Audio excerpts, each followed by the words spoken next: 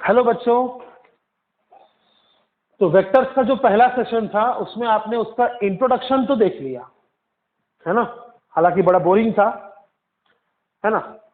आज हम लोग कुछ टर्म्स सीखेंगे जो हम लोग आगे यूज करेंगे। बहुत ज्यादा इंपॉर्टेंट नहीं है ना। मैं तो नहीं मानता कि बहुत इंपॉर्टेंट है, लेकिन हाँ, सबका नाम अगर एक बार दिमाग में घुस जाए तो आप भूलने नहीं वाले हैं।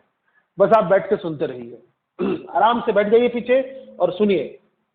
देखिए, पहला है इक्वल वेक्टर्स। हमने यहाँ पर 10 नाम लिखे हैं, हालांकि और भी है, बट मैं आपको डराना नहीं चाहता था, इसलिए पहले ये छोटे छोटे छोटे छोटे छोटे छोटे हम 10 बात पट से सीख लेते हैं। चलिए, सबसे पहला क्या है बेटा? Equal vectors. Very simple, equal vectors. कितना सिंपल है देखिए, दो वेक्टर का अगर डायरेक्शन के साथ साथ मैग्नीट्यूड भी सेम है तो इक्वल वेक्टर्स। खत्म। जैसे ये मान लीजिए एक वेक्टर ए है और ये मान लीजिए एक वेक्टर बी है, हालांकि नाम दूसरा दूसरा है, लेकिन by chance direction of vector A is equal to direction of vector B, और किस्मत से मान लीजिए इस वेक्टर का जितना लंबाई मैंने यहां रिप्रेजेंट किया है, अगर उतना ही लंबाई मैंने इस वेक्टर बी का भी रिप्रेजेंट किया, तो हम क्या बोलेंगे? मैग्नीट्यूड ऑफ ए, इसका लंबाई क्या होता है?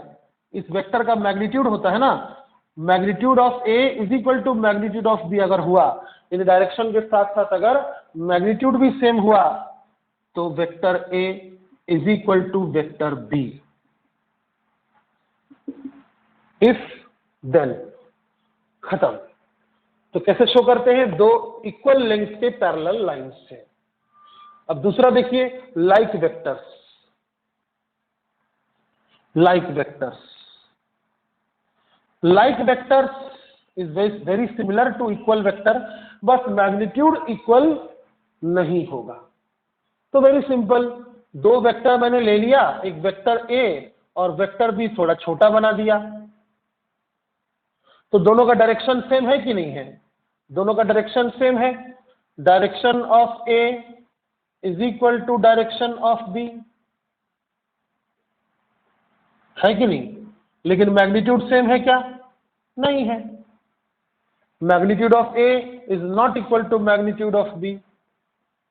तो if and then vector A is equal to vector B, ऐसा आप नहीं लिख सकते, क्योंकि दो वेक्टर को सेम होने के लिए क्या चाहिए? डायरेक्शन के साथ साथ मैग्नीट्यूड भी सेम होना चाहिए। डायरेक्शन तो सेम है, पर मैग्नीट्यूड सेम है क्या? नहीं। इसलिए vector A equal to vector B नहीं लिख सकते। समझा कि नहीं समझा? ओके। तो हम क्या कहते हैं फिर? Then A not equal to B, but vector A and vector B are like vectors, और पैरेलल वेक्टर्स भी कहते हैं इसे, है ना।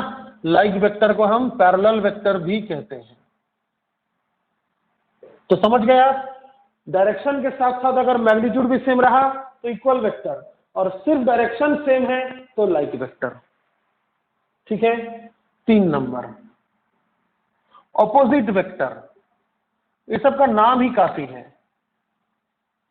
ऑपोजिट वेक्टर यानी मैग्नीट्यूड सेम होगा लेकिन डायरेक्शन उल्टा होगा। समझे? मैग्नीट्यूड सेम होगा, ये ए वेक्टर जितना है बी वेक्टर उतना ही है। Mod of A is equal to mod of B, लेकिन डायरेक्शन कैसा है? डायरेक्शन ऑपोजिट होना चाहिए, है ना। सेम नहीं है तो क्या हुआ? ऑपोजिट तो है। तो फिर हम क्या कहते हैं? Vector A is equal to minus of vector B. थोड़ा कंफ्यूजिंग हो गया।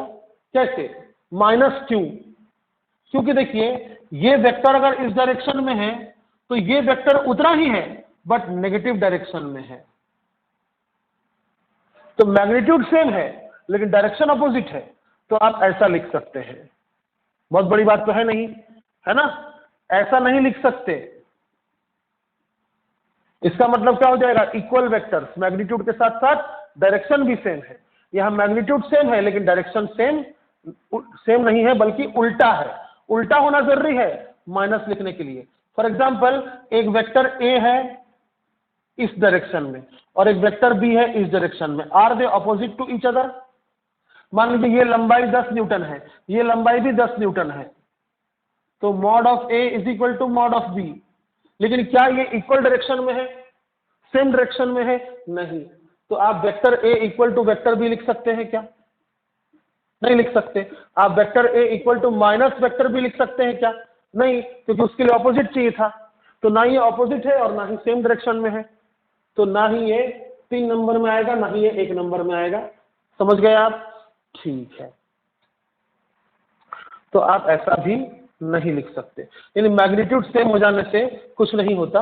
मैग्नीट्यूड सेम हो जाने के बाद अगर डायरेक्शन भी सेम रहा तो इक्वल, और डायरेक्शन ऑपोजिट रहा तो ऑपोजिट। अच्छा, इसे हम माइनस लगा दिया ना आपने, तो इसे हम नेगेटिव वेक्टर भी कहते हैं। यानी ऑपोजिट वेक्टर को हम नेगेटिव वेक्टर भी कहते हैं। तो बड़ा सिंपल है ना? वेक्टर ए जिस डायरेक्शन में है उसके ऑपोजिट डायरेक्शन में वेक्टर बी है और उतना ही है, यानी मैग्नीट्यूड सेम है और डायरेक्शन ऑपोजिट है। तो आप क्या बोल सकते हैं? बी जो है वो ए का नेगेटिव है, या ए जो है वो बी का नेगेटिव है, ऐसा आप बोल सकते हैं। आ गया समझ तीनों पॉइंट्स? अच्छा, अब थोड़ा आगे बढ़ते हैं।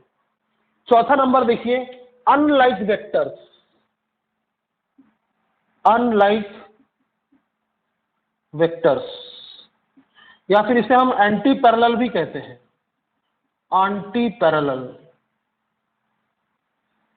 अब बड़ा सिंपल है यार, ऑपोजिट होगा लेकिन मैग्नीट्यूड सेम नहीं होगा।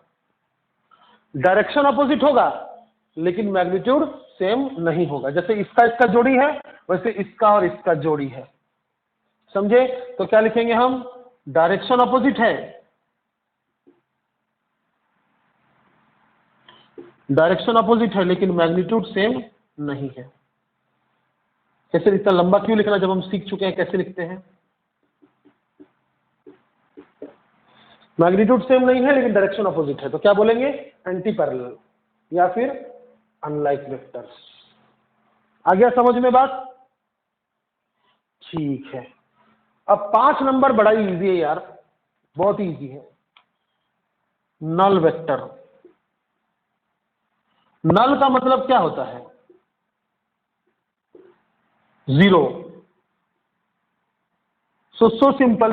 अगर कोई वेक्टर है, मान लीजिए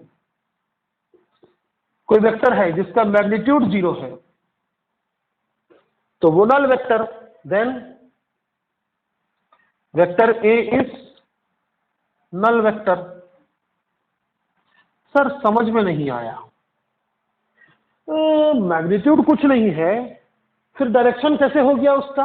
ये सवाल मन में उठता है बच्चों का कि जब मैग्नीट्यूड कुछ भी नहीं है तो डायरेक्शन कैसे हो गया? तो देखिए, बहुत बड़ा विचित्र बात नहीं है। आप मान लीजिए किसी वेक्टर को माइनस किए, हालांकि मैं आपको माइनस सिखाया नहीं हूं, बट मान लीजिए वेक्टर ए और वेक्टर बी इक्वल वेक्टर था। If vector A and B are equal vector, मतलब ये पॉइंट नंबर 1 वाला, इन दोनों को अगर आप माइनस कीजिएगा तो क्या मिलेगा? 0 बटा सन्नाटा, कुछ नहीं मिलेगा, है कि नहीं? तो कितना मिलेगा? 0। बट ये जो 0 मिला, आखिर ये एक वेक्टर होगा? सर नहीं समझ में आया। बड़ा सिंपल है, देखो 5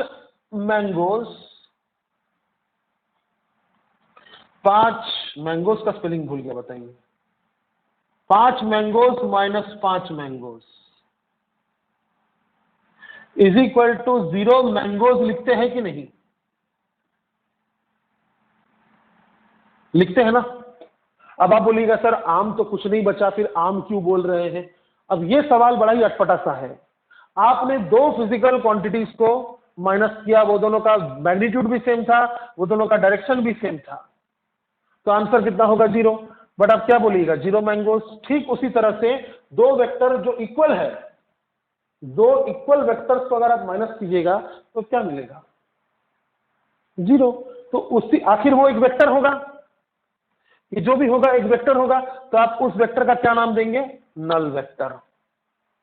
समझ में आया, 0 वेक्टर। तो कोई भी वेक्टर का अगर मान लीजिए मैग्नीट्यूड 0 है तो नल वेक्टर कहते हैं उसे, या 0 वेक्टर भी कहते हैं। समझ गए। तो यहां तक था छोटा मोटा नाम। इक्वल यानी मैग्नीट्यूड डायरेक्शन दोनों सेम, लाइक यानी direction same magnitude not same. Okay. Opposite vectors, magnitude same direction opposite. Unlike vectors, direction opposite but magnitude not same. Null vector, no magnitude. इसके बाद वाले थोड़ा सा ज्यादा आपका सर खाएगा, थोड़ा सा आपका ज्यादा दिमाग खाएगा। ठीक है, तो अभी तक जो भी लिखा था उसको आप लिख लो पट से। मैं पट से आपको 6, 7, 8, 9, 10 समझा देता हूं। नाम है, एक बार सीख लीजिए, एकदम से याद तो नहीं होगा सारे के सारे नाम। जैसे जैसे आप न्यूमेरिकल्स करेंगे, जैसे जैसे आप वेक्टर को अप्लाई करेंगे किसी न्यूमेरिकल में, किसी चैप्टर में, वैसे वैसे आपको नाम सब अच्छे से समझ में आने लगेगा। फिलहाल आप सिर्फ एक इंट्रोडक्शन के तौर पे समझ रहे हैं। सबसे पहला देखिए कोलिनियर वेक्टर। नाम बड़ा अजीब है, मतलब बड़ा आसान है। कोलिनियर वेक्टर यानी एक वेक्टर के साथ साथ दूसरा वेक्टर। समझ गए। एक ही लाइन में अगर एक या एक से ज्यादा वेक्टर्स है, ये मान लीजिए वेक्टर ए है, ये मान लीजिए वेक्टर बी है, ये मान लीजिए वेक्टर सी है, तो सी मान लीजिए मैं सी को कर दूंगा थोड़ा टेढ़ा, तो ए और बी जो है वो कोलिनियर है। Vector A and vector B are collinear. समझ में आया। Vector B and vector B are collinear, vector C collinear नहीं है। तो बड़ा सिंपल है, एक ही लाइन में आया, एक ही लाइन में अगर आएगा तो कोलिनियर। ठीक है। 7 नंबर देखिए क्या लिखा है, कंकरेंट। Concurrent vector. अब ये भी बहुत सिंपल ही है, मालूम है क्या। लोग सोचते हैं यार कैसा कैसा नाम यूज कर रहे सर। बड़ा सिंपल है। देखिए आप ऐसे कुछ वेक्टर्स लीजिए, आप ऐसे कुछ वेक्टर्स लीजिए जो एक ही पॉइंट की तरफ इशारा करें।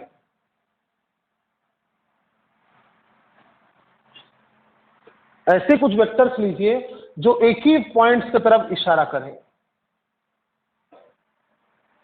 Vector A, vector B, vector C, vector D, vector E. तो मैं क्या बोलूंगा, vector A comma B comma C comma D and E are concurrent. Concurrent vectors यानी एक पॉइंट की तरफ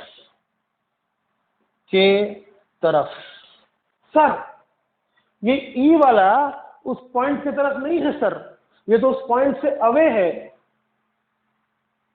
अरे पगलू लोग, अगर आप इस वेक्टर को आपको मैंने क्या सिखाया था कि आप किसी भी वेक्टर को स्पेस में मूव कर सकते हैं।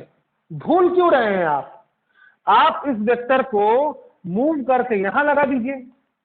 लगा सकते हैं कि नहीं बोलिए तो। इज इट अलाउड और not. I have already taught you without rotating a vector you can move it freely anywhere in space। तो आप इस वेक्टर को यहां से यहां बना दीजिए, चलता है ना।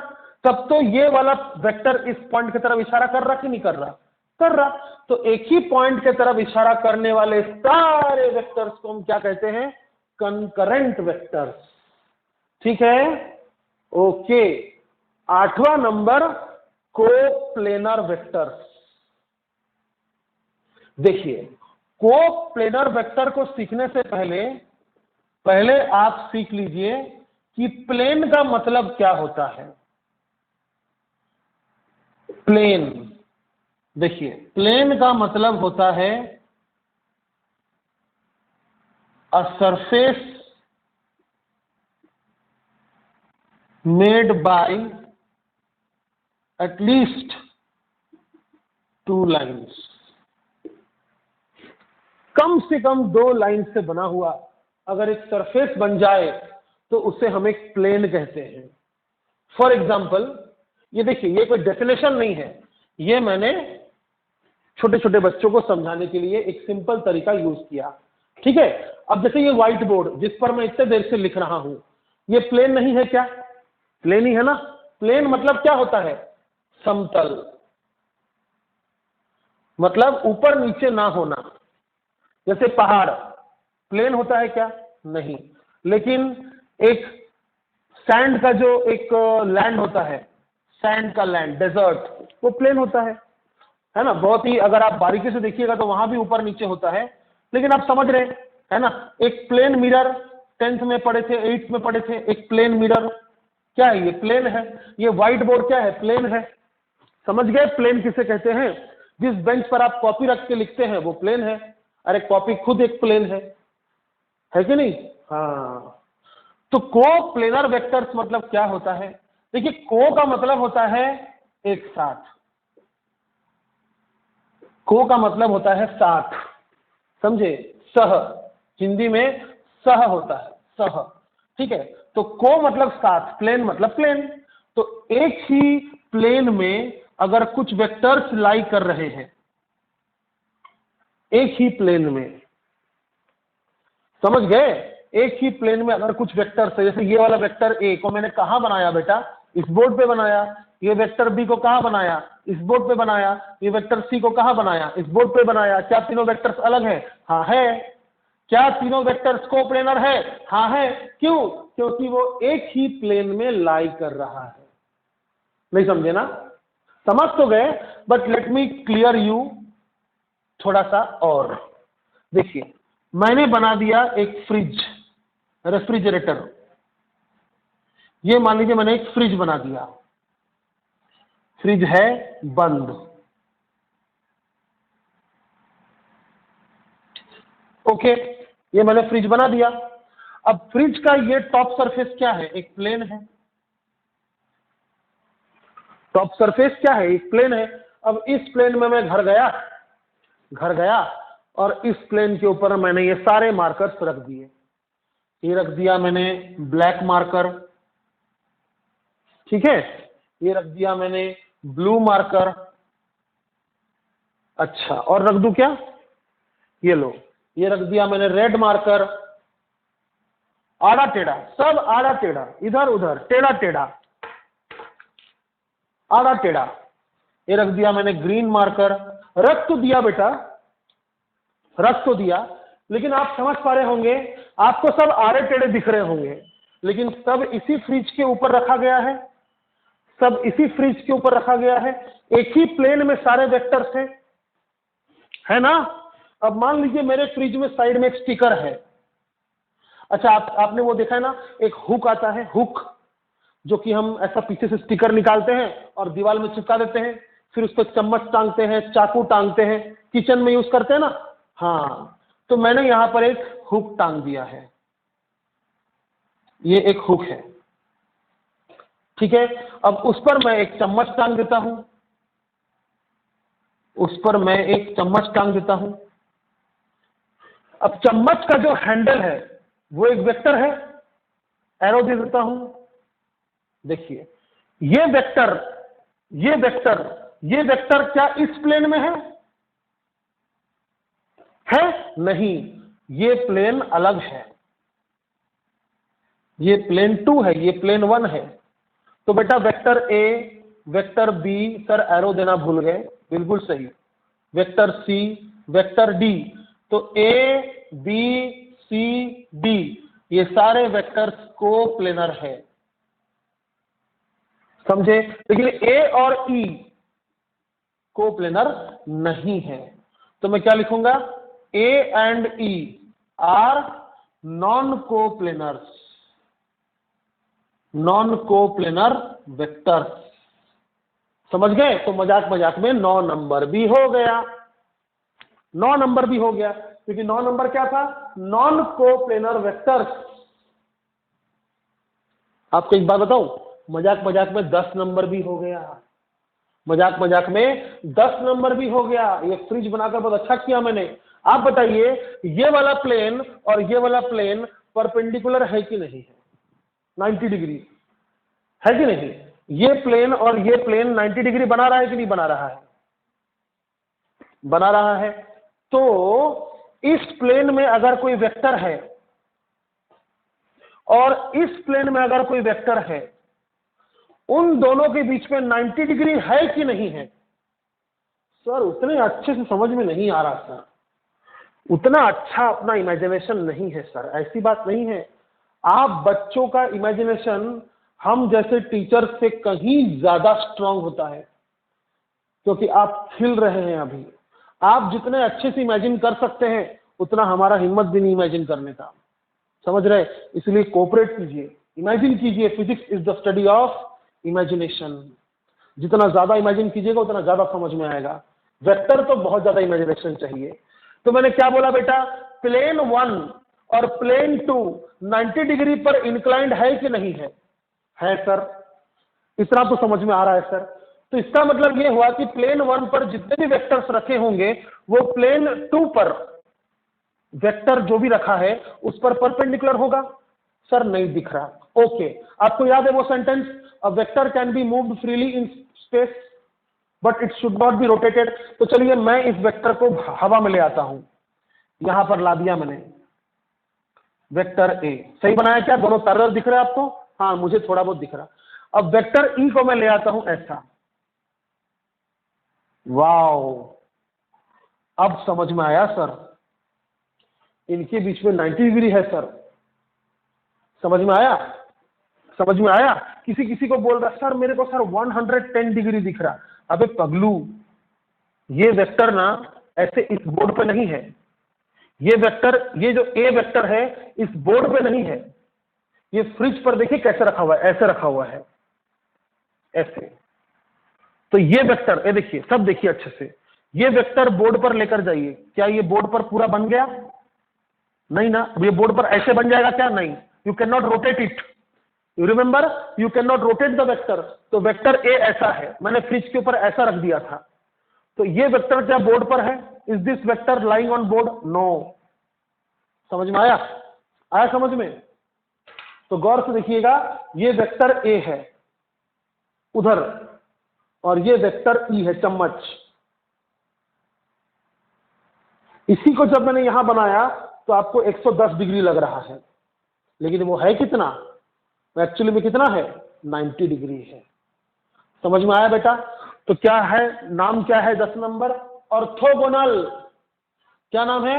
Doctor ortho, orthogonal. तो ए और ई माना कि नॉन कोप्लेनर है, but are they perpendicular? Because plane 1 and plane 2 are perpendicular. Very good, समझ गए आप। नहीं समझे तो थोड़ा सा रिवाइंड कीजिए, दोबारा सुनिए। तो बेटा ये तो आपको समझ में आ गया कि ए बी सी डी ये सारे एक ही प्लेन पर है, इसलिए कोप्लेनर।